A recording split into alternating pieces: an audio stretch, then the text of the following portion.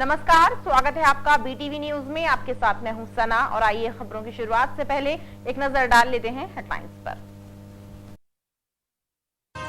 2 जून को जबलपुर में आयोजित होगा राज्य स्तरीय रोजगार मेला। मुख्यमंत्री उद्यम क्रांति योजना के तहत जिले के 3400 युवाओं को रोजगार प्रदान करने का है लक्ष्य। टीएल बैठक में हुई तैयारियों की समीक्षा। अवैध शराब की बिक्री और निर्माण की सूचना पर आधारताल पुलिस ने केवट मोहल्ला में 2 बार दी दबिश। हालांकि पुलिस के हाथ रहे खाली, क्षेत्रीय जनों की शिकायत पर हुई कार्यवाही। कलेक्ट्रेट में आयोजित समय सीमा के कार्यों की समीक्षा बैठक में 2 जून को आयोजित होने वाले रोजगार मेले की तैयारियों पर चर्चा की गई। कलेक्टर डॉक्टर इलैया राज चटी ने संबंधित विभाग के अधिकारियों से विचार विमर्श कर स्थितियों का जायजा लिया। मुख्यमंत्री उद्यम क्रांति योजना के तहत 2 जून को जबलपुर में राज्य स्तरीय रोजगार मेले का आयोजन किया जाने वाला है। जबलपुर को 3400 का लक्ष्य दिया गया है। इतने युवाओं को रोजगार दिलाना या लोन दिलाने की जवाबदारी जिला प्रशासन को सौंपी गई है। लिहाजा इस आयोजन की तैयारियों की समीक्षा कलेक्ट्रेट बैठक में की गई। कलेक्टर डॉक्टर इलैया राज चटी ने संबंधित विभागों के अधिकारियों को निर्देश दिए हैं कि कार्यक्रम को सफल बनाने में कोई कसर न रखी जाए। क्या मिलता है? 2 जून का है ना एक राज्य स्तरीय है ना रोजगार दिवस है, वो जबलपुर जिले में ना निर्धारित है। तो इसको हम लोग लगातार है ना तैयारी के लेकर है ना समीक्षा कर रहे हैं। आज भी उसकी समीक्षा के लेकर हम लोग ने तैयारी के लेकर समीक्षा किए हैं। इसमें मुख्यतः सभी मुद्रा योजना है, हमारे तरुण किशोर शिशु योजना है, हमारी ना बैंक्स के माध्यम से छोटे छोटे लोन्स है लोगों को है ना मिलना है। उसको है ना नंबर्स बढ़ाने के लिए बैंक के साथ डीएलसीसी मीटिंग लास्ट सैटरडे आयोजित किया। वैसे लास्ट 3 सैटरडेज कंटिन्यूसली हम लोग ना बैंकर्स के साथ बैठे हैं लोन डिस्ट्रीब्यूशन के लेकर। और हमारी उद्योग विभाग के द्वारा मुख्यमंत्री उद्यम क्रांति योजना है, उसको है ना लेकर भी हम लोग समीक्षा किए हैं। हमारे जिले के है ना 3400 है ना लक्ष्य है। हम है ना अभी जस्ट 1 महीने पहले मिला था, उसको भी हम लोग ने डिपार्टमेंट वाइज है ना डिस्ट्रीब्यूशन किए। उसमें ग्रामीण क्षेत्र के लिए जिला पंचायत के माध्यम से, शहरी क्षेत्र को नगर पंचायत के माध्यम से, और SC/ST डिपार्टमेंट, OBC डिपार्टमेंट, ग्राम उद्योग विभाग, उन सब के माध्यम से इस योजनाओं के टारगेट अचीव करना है। बैंकर्स को भी बोला गया कि मतलब कोई भी लोन लेना चाहता है, MSME सेक्टर में कोई भी उद्योग करना चाहता है, उसका लोन का भी है ना मुख्यमंत्री उद्यम क्रांति योजना के लाभ है ना पहुँचा दे। टीएल बैठक में जल वितरण व्यवस्था एवं शासकीय योजनाओं के क्रियान्वयन पर भी विचार विमर्श किया गया। आयुष मंत्रालय भोपाल से आई टीम के सदस्यों ने जिले के आयुष ग्रामों का निरीक्षण कर ग्राम बोरिया में आयोजित स्वास्थ्य शिविर का भी जायजा लिया। इस दौरान लोगों को आयुर्वेदिक पद्धति से इलाज के बारे में जानकारी भी दी गई। जिले में 4 आयुष ग्राम बनाए गए हैं, जिनमें इंद्राणा, बोरिया, सुकरी और सिंगोद शामिल हैं और समय समय पर इनका निरीक्षण भोपाल आयुष मंत्रालय द्वारा कराया जाता है। इसी श्रृंखला में भोपाल आयुष मंत्रालय से आई टीम द्वारा ग्राम बोरिया का निरीक्षण किया गया और वहां पर एक स्वास्थ्य शिविर भी आयोजित हुआ। यहाँ पर जो हम अभी तक गतिविधियां करते आ रहे हैं प्रत्येक माह ग्रामवासियों के साथ, उसकी एक शॉर्ट डॉक्यूमेंट्री बनाई जा रही है। और इस दौरान आज हमारे यहाँ शिविर लगाया गया। इस शिविर में लाभान्वित रोगियों के द्वारा जो है उन्होंने चर्चा की, उन्होंने अपने अनुभव बताए। साथ ही साथ इस ग्राम में हम क्या क्या गतिविधियां और कर रहे हैं आयुष ग्राम के साथ, उसके बारे में जो है हम सारा का सारा उसमें दिखा रहे हैं। और वो सारी की सारी चीज़ें हमारे इन संस्थाओं में माह में 2 बार संचालित की जाती हैं।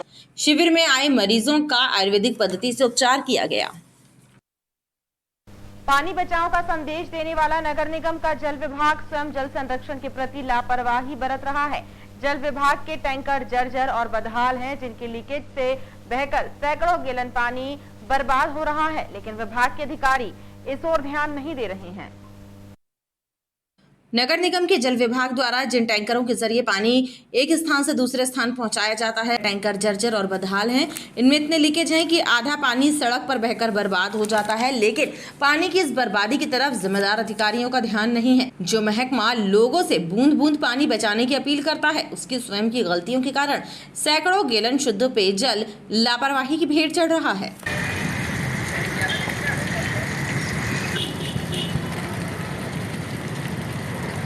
एक तरफ तो नगर निगम बोलती है जल बचाओ, दूसरी तरफ नगर निगम के सारे टैंकर लीकेज हैं।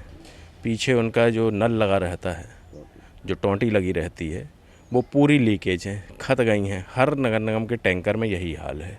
पूरी रोडों पे पानी गिरता हुआ जहाँ तक पहुँचता वहाँ आधा ही पानी बचता होगा। जनता को सप्लाई कैसे होगी? नगर निगम को तो अपने टैंकरों को सुधार कराना चाहिए। टैंकर सुधरेंगे, पानी नहीं गिरेगा, पानी बचेगा, लोगों तक पूरा पानी पहुंचेगा, पानी की बर्बादी रुकेगी। जिन ट्यूबवेलों से टैंकरों में पानी भरा जाता है उन पर भी पानी की बर्बादी साफ देखी जा सकती है। इस मामले में जब कलेक्टर डॉक्टर लैया राजा टी के पास शिकायतें पहुंची तो उन्होंने तत्काल जिम्मेदार अधिकारियों को सुधार कार्य के लिए निर्देश दिए। आपके माध्यम से ये जानकारी मिली है कि मतलब है ना, टैंकर में जब है ना पानी सप्लाई होती है तो बहुत कुछ पानी है ना लीकेज के माध्यम से वेस्ट होती है। डेफिनेटली एक गंभीर है ना विषय है। इसके लेकर इमीडिएटली हम लोग नगर निगम को है ना निर्देशित करेंगे पेयजल शाखा का कि मतलब गाड़ियों में लीकेज ना हो, उसका है ना उचित व्यवस्था है ना करना है तो वो करे। और मतलब मैक्सिमम ये कोशिश करे कि मतलब है ना गर्मी है, हमको है ना पानी को भी ना बचा कर है ना करना है, पानी को बिल्कुल वेस्ट नहीं करना है। और नगर निगम को एक उदाहरण पेश करना है लोगों के माध्यम से पानी वेस्ट नहीं करने के लिए। डेफिनेटली इसको हम लोग मॉनिटरिंग करेंगे। बहरहाल पानी के 35 से ज्यादा जर्जर टैंकर यदि दुरुस्त करा दिए जाएं तो बड़ी मात्रा में शुद्ध पेयजल की बर्बादी को रोका जा सकता है। सिद्ध बाबा गणेश चौक के रहवासी भी जल संकट से जूझ रहे हैं। हालांकि क्षेत्र में नलों में पानी तो आता है लेकिन नाम मात्र का, लिहाजा आधी बस्ती के लोगों को पानी नहीं मिल पाता है। वहीं क्षेत्र में लगे हैंडपंप भी सूखे पड़े हैं। स्थानीय जनता ने पानी की पर्याप्त आपूर्ति कराने की मांग की है। सिद्ध बाबा क्षेत्र में गणेश चौक में भी लोग पानी की पर्याप्त आपूर्ति न होने से परेशान हैं। उनका कहना है कि हजारों की संख्या में बस्तीवासी रहते हैं लेकिन उस पर भी नाम मात्र का पानी दिया जाता है, जिसके कारण अधिकांश लोगों को पानी नहीं मिल पाता है। वहीं क्षेत्र में लगे हैंडपंप भी हवा फेंक रहे हैं। स्थानीय लोगों ने पानी की समस्या से निजात दिलाने ठोस कदम उठाने की मांग की है। सिद्ध बाबा गणेश चौक में पानी की बहुत ज़्यादा समस्या चल रही है। नल 10 मिनट खुलता है, उसमें पानी मिलता है, मिलता भी नहीं है और सुबह भी इतना ही आता है। हमारा कहना है यहाँ पानी का समस्या बहुत ही तेज चल रहा है। इसमें समस्या की बस्ती होगी यहाँ लगभग यहाँ 5000 है। कहीं सतपुला जाते हैं और कहीं शीतला माई जाते हैं और वहाँ भी पानी मिल नहीं पाता है और यहाँ टंकी भी आने की कोई भी व्यवस्था हो ही नहीं पाती है। हमारे यहाँ पानी बहुत मुश्किल में आता है, एक एक दो दो डब्बा पानी मिलता है। पानी के लिए बहुत परेशान होते। हम लोग बजरिया जाते हैं पानी के लिए, वहाँ भी लाइन लगाना पड़ता है और सब जगह टंकी आती, हमारे यहाँ नहीं आती टंकी कुछ भी। यहाँ क्या समस्या है? ये अपना सिद्ध बाबा गणेश चौक क्षेत्र है। यहाँ हमारे यहाँ पानी आने की बहुत विकट मतलब ना सुविधाएं है। नल भी चालू होता है तो थोड़ा बहुत चालू होता है, हेडपम्प भी लगा तो कोई काम का नहीं, वो भी टूटा टाटा पड़ा है। यहाँ की जनता बहुत परेशान हो रही पानी के लिए। मतलब ये है कि जो नल का पानी है तो आप आ रहा कि नहीं यहाँ पे? नहीं आ रहा, आता है मगर 10-15 मिनट चला और बंद हो गया। बरगी मेथोडिस्ट चर्च की जमीन पर अतिक्रमण की शिकायत कलेक्टर से की गई। शिकायत करने वालों का कहना है कि फर्जी दस्तावेजों के आधार पर चर्च की जमीन को खुर्द-बुर्द किया जा रहा है, लिहाजा उचित कार्यवाही की जाए।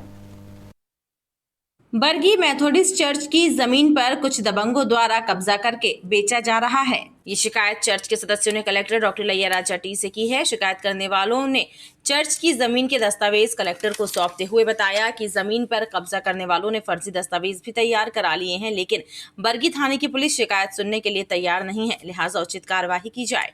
चर्च की लीज की ज़मीन को इनने रजिस्ट्री करा ली है, कोई फर्जी दस्तावेज लेके बैठे हुए हैं और जबकि धार्मिक स्थलों की मनाही है कि वो ज़मीन बेचें या खरीद फरोख्त उसमें हो। मैं चाहती हूँ कि मुझे स्वतंत्रता हो अपने धर्म के प्रति।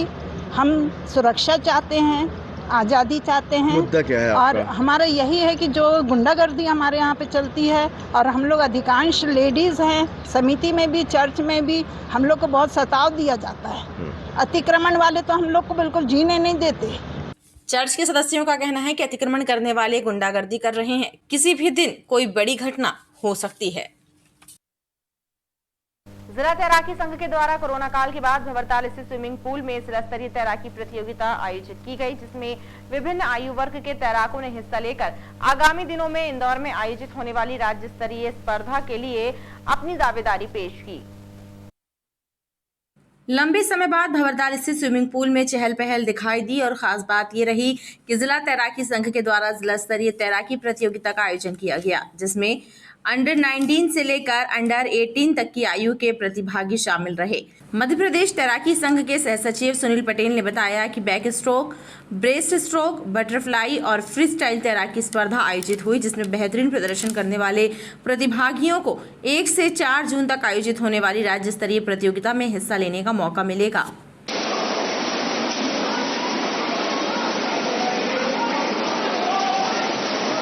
जिला तैराकी संघ जबलपुर तत्वावधान में 43वीं जिला स्तरीय तैराकी प्रतियोगिता का आयोजन आज यहाँ किया गया है, जिसमें back stroke, breast stroke, free style, butterfly आदि के बालक बालिका विभिन्न आयु वर्गों में अंडर 9, अंडर 12, अंडर 14, अंडर 17 एवं सीनियर वर्ग के बालक बालिका इसमें भाग ले रहे हैं।